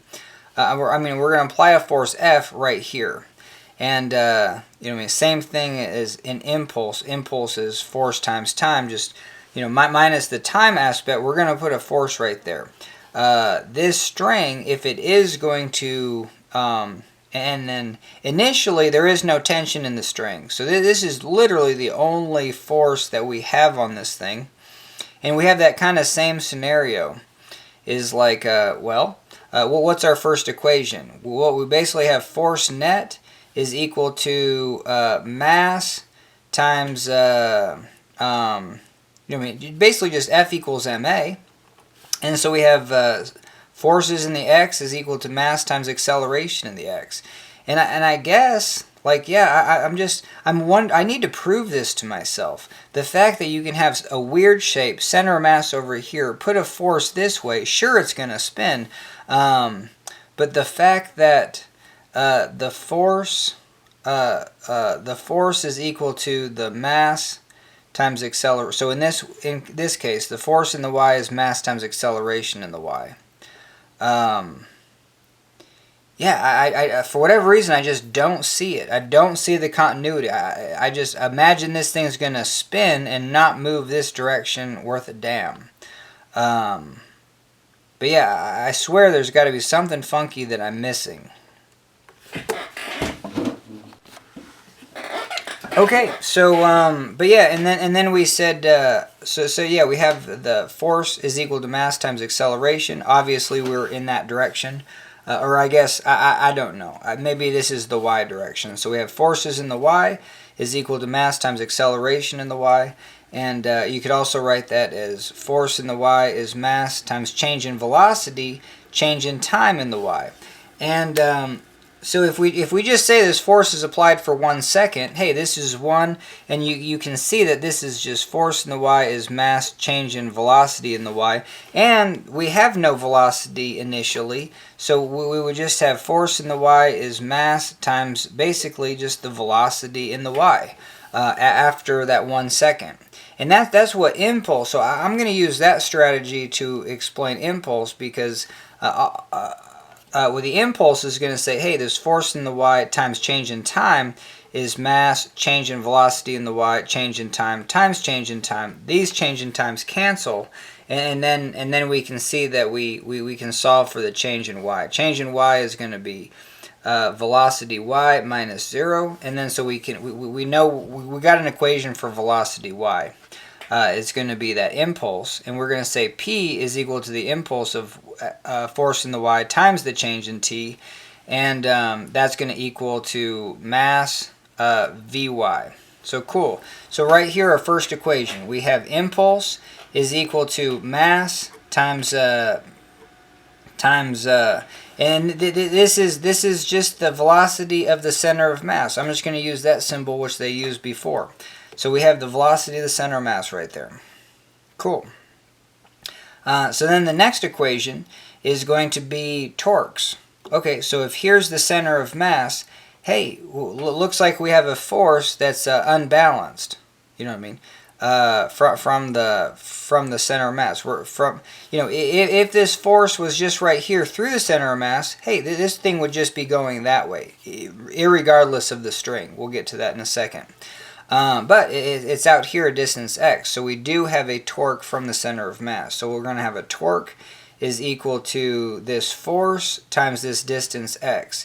And we're going to say that torque is equal to I alpha. And again, I haven't done too many videos on the proof of this. I think I did one, but that was it. You know what I mean? Trying to simplify it. And I just don't have the breath to even go there right now. So anyway, but this is going to be I change in omega, change in t. So we can see that if time is just 1 second, cool, torque is going to equal to I omega. But if we do it legit, we have torque times change in time is I change in omega, change in time, change in time. Change in times cancel. And now we have torque times change in time is I times change in omega. But what the hell is torque? Torque is force times distance, change in time. And what did we say the impulse was? The impulse was that force times change in time. So cool, those two things are the impulse. So we have this impulse P times X is going to be I change in omega. Well, there is no omega at front, so it's just going to be the omega, final, which I'm just going to call omega final is omega. So hell yeah, so you have Px is equal to I omega. Okay, so yeah, the equations after cheating, because I just looked this one up, you know what I mean? That's where I will tell you, hopefully, if I've done the problem before, or if I'm just trying to do it for the very first time. Or if I cheated, you know what I mean? Because this one I did. So we have Px is equal to I omega. The other equation was that force net. What was that? That was, oh yeah, it was the one with the velocity. So we were able to get, right here. So the impulse is equal to mass times velocity. And this is Px is equal to I omega. The I of this is going to be, is it just about the center of mass? Yeah, because we want to know it's spinning about the center of mass. That is what we're interested in about the center of mass. That of a rod is 1/12 ml squared. Cool. So we have, again, P is equal to m, velocity of the center of mass, and this is going to be Px is equal to 1/12 ml squared omega. Now, we need to solve for this x. Yeah, and I only looked at this prod, like, it wasn't in the language that I speak, so I just saw what they wrote on the board. But we can solve for P over here, so we can say, hey, this is going to be mvx is equal to that. So we got these two things. We can cancel out an m, and so we have, and we can say that x is equal to 1/12 L squared omega divided by V. And let's see. So now they did a continuity where they were saying that, let's see. So the center of mass is going to move. And how should we do this? You know what I mean? So you can also write this equation that the center of mass, the velocity of the center of mass, after the impulse, let's say the impulse is just 1 second, it is going to equal that impulse divided by the mass. And if the impulse is 1 second, that's just the force divided by the mass. You know what I mean? So you have F, it's kind of like your acceleration. Here's your change in velocity. Change in velocity is force divided by mass. And then for the torque, let's see. Well, where are we going? Like this one we were supposed to just cheat on. So let me go look at the answer again and catch you on the flip side. All right, hell yeah. So we're back, and yeah, we kind of figured out some stuff. So cool. So we're gonna call this the velocity of the center of mass, and that'll be easier. And so yeah, so we have we got a couple things going on in the solution. We have velocity of the center of mass. We also have a rotation around this point. We're going to call that omega. But we have but this whole thing is going to rotate as well. And so, you know, obviously, you know, the simplified, if we take this problem and we don't have a rod and we just have a mass on a point, you know, and then we do an impulse here, well, cool. We're going to have some sort of velocity tangential, and then we're going to have some sort of radius out to it. And then so we're going to say, hey, this omega, we're going to call this omega prime. So that's what they do in their solution. You call this omega prime. This is the omega for that. They're two different omegas, right? So we have this omega prime. It is, what's omega? So is in radians per second. Radians times radius is something normal. That's tangential velocity. So sweet. And then we just know what that is. But here we got a couple different things going on. Is hey, maybe this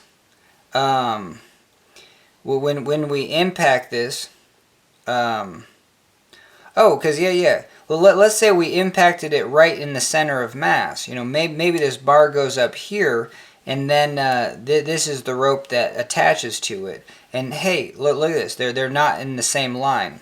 So part of this problem is like, hey, if this goes up here, then this also goes through this same line. So if the velocity after 1 second carries it the center of mass to right there, it also has to rotate like just like that, so it can stay in a line.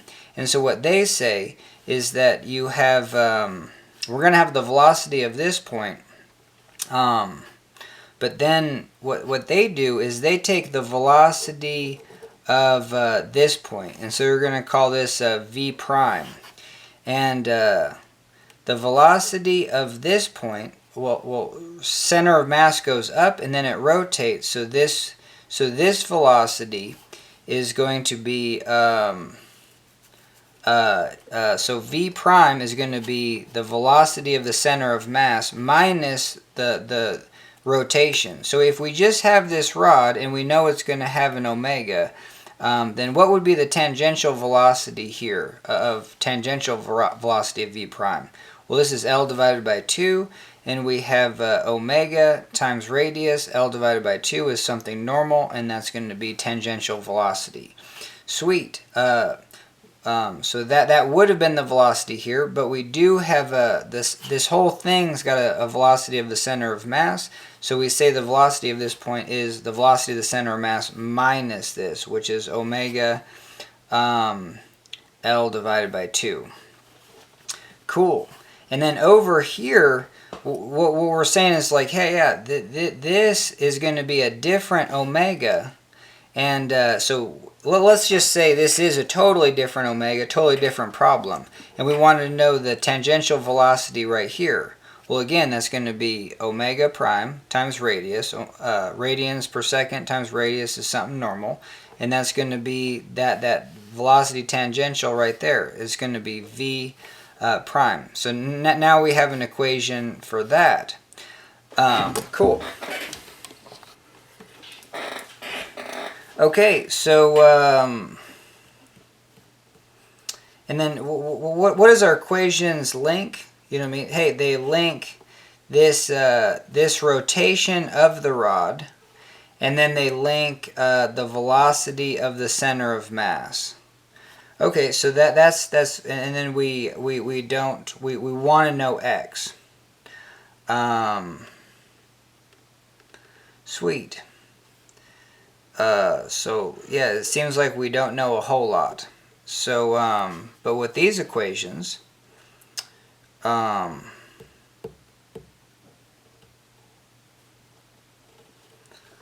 we can, what do we do? Holy Toledo. Oh, so, oh, well, let's see.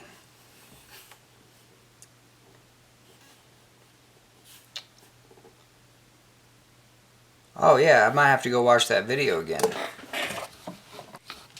Oh, yeah. Part of that, yeah, I didn't go watch the video, but yeah, part of this is like to get a lot of different things. If this is omega prime, then we can find the velocity of the center of mass in terms of omega prime. That's going to be omega prime times 3L divided by 2. You know what I mean? Because we have L and then half of L. That's 1.5L. And that's going to be velocity of the center of mass. Sweet. And so I think that covers it. But now I'm going to turn off the camera and see if what the continuity behind all this is. All right, hell yeah! So we're back, and man, this one's tricky because okay, let's clean it up. So we have this impulse. You know what I mean? That's wild to me, though. You know what I mean? The fact that it's just, you know, this force is in this direction is going to cause this mass to have a change in velocity in that direction. Center of mass is going to go that way due to that impulse. That's the only bizarre thing. I want to do a proof on that. And then we have the torque. That's going to be the impulse. You know, we have basically the time. You know what I mean? Torque is equal to I alpha. But the impulse times the distance, you know, that torque times time is going to be I omega. There is no initial omega, so the change is just going to be the omega. So yeah, we have these equations, and then we we take this one for the impulse, mass times the velocity of the center mass, throw it into here, so we get m velocity of the center mass times x is 1/2 ml omega. So cool, and then we oh, I tried to drop out the mass. So we have velocity of the center of mass x is equal to 1/12 L squared omega. So now here's our first equation, and you know, I mean, we got three unknowns because we want to solve for x. We have omega and velocity of the center of mass. So then we said that, hey, this point right here, the velocity of this point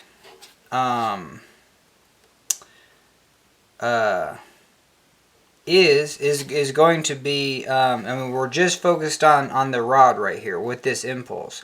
We're going to have a velocity of the center of mass and then some sort of rotation. And so this point's going to go up, but then it's going to rotate down. So this velocity of that point right there, v prime, is going to be the velocity of the center of mass minus that rotation. And the rotation, the velocity due to that rotation is going to be omega times the distance, L divided by 2. Cool, and then from this side, we're just going to say, hey, this omega prime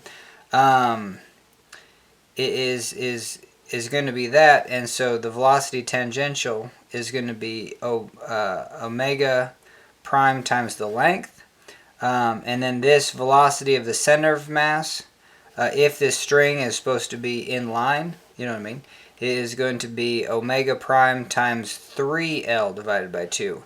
And that's enough. Like that's the crazy thing is like, hey, here's equation number 1, and we got 3 unknowns. And then we go to equation 2. Well, we picked up another unknown. So now we have 4 unknowns, 2 equations. We get this equation. We pick up another unknown. We got 5 unknowns, 3 equations. And then finally we get a 4th equation. But for whatever reason, and then still 5 unknowns. But yeah, that's where they do this one, where it's just like, hey, let's find the ratio. So we're gonna do this. X is equal to 1/12 L squared, and then the ratio of omega divided by VCM. And I don't know. Let's see if we did this and just call this 2. Well, let's see how we do this even.